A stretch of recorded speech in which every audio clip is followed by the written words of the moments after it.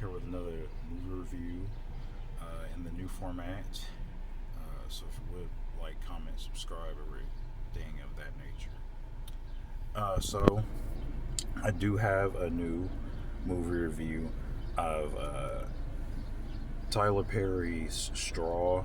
Of course, written, directed, produced by Tyler Perry, because he feels the need to do everything when he's making a movie. He doesn't. He feels like he needs absolutely no help. So whatever. I know you'll probably get tired of me doing Tyler Perry movies too.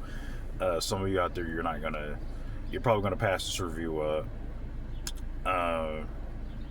But I gotta do it for the views. So Tyler Perry's Straw is written, directed, and produced by him. Stars Taraji P. Henson as Janiyah, who's the main character of this film.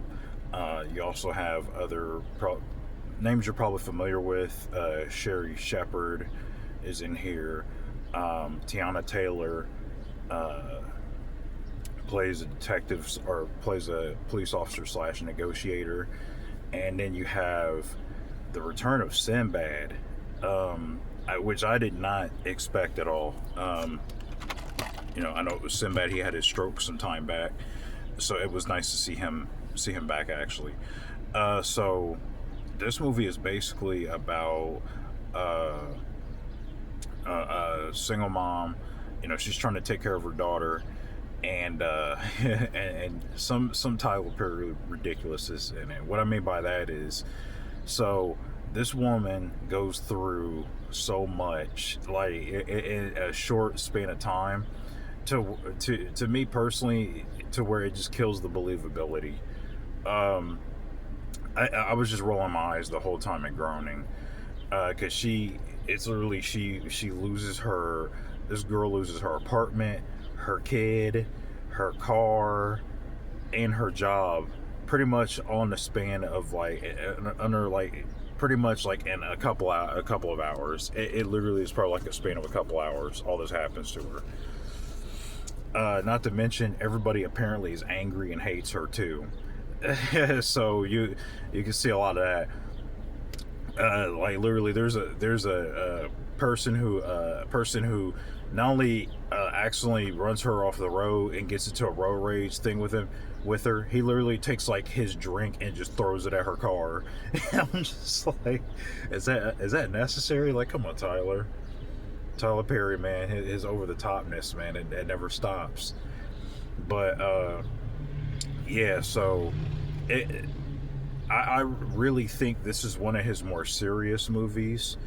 There's not too many jokes in this one, so I will at least say that he doesn't try to tell any jokes or nothing. This is him trying to be straight up drama, even though I think his dramas can be funny sometimes, like this one, because there was just times where I was just laughing and rolling my eyes, like there's no way this happens to someone in real life. This isn't real life. Honestly, the pluses to this movie though are Tiana Taylor and Taraji P. Henson. I feel like their performances alone was the movie, in my opinion. Their performances alone was enough to carry this movie. Even though the movie's not very good, it's the same usual stuff with Tyler Perry.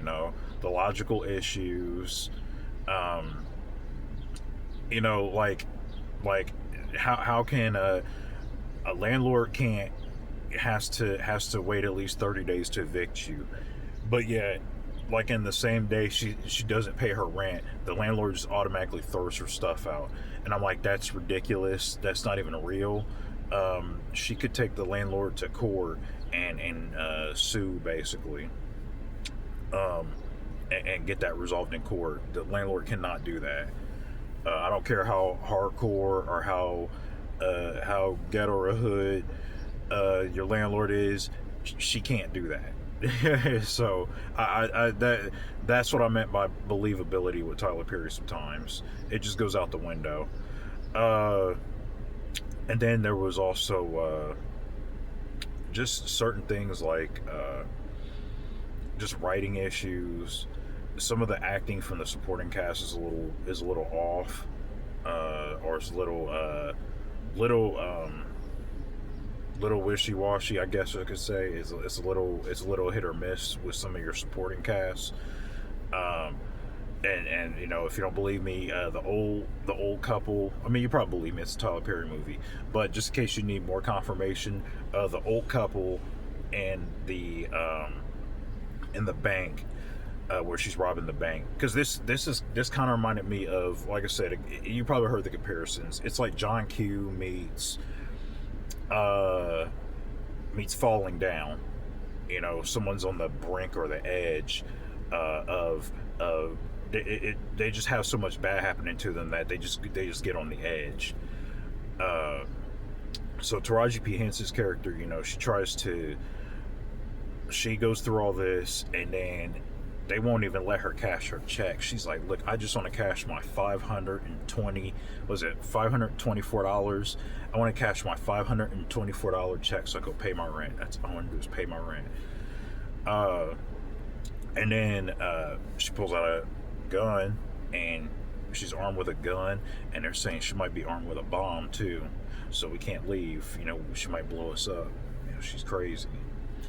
But I just feel like the movie's a little ridiculous. I will say it kind of is the best Tyler Perry movie I've seen in a long time, but that's not saying a lot. Again, it still issues with the script, issues with some of the actors, logical issues that don't make any sense. And he does try a twist in this movie too, and the twist is ridiculous. The twist doesn't even make any sense. I'm still trying to figure out what that twist even meant. So if you dare to venture into Tyler Perry's mind and watch this movie and try to see it for yourself, sure. Otherwise, yeah, it's a dumb, ridiculous twist. It's stupid. It doesn't make any sense. So yeah, that is gonna be my review. If I had to rate this movie, I am going to give this a do not recommend. I do not recommend it. Maybe slightly recommend it if you want to see how ridiculous that ending is, because I thought the ending was a little ridiculous. It was kind of sad at parts, but then like it ripped me out of it real quick, like a record skip. I was like, ooh, whoa, what that doesn't make any sense. And then they do the thing where you've seen a scene earlier, but to accommodate the twist, he changes the scene, and I'm like, no, you can't do that. So yeah, that's gonna be a do not recommend. No, not this one. That's my review for Straw, people.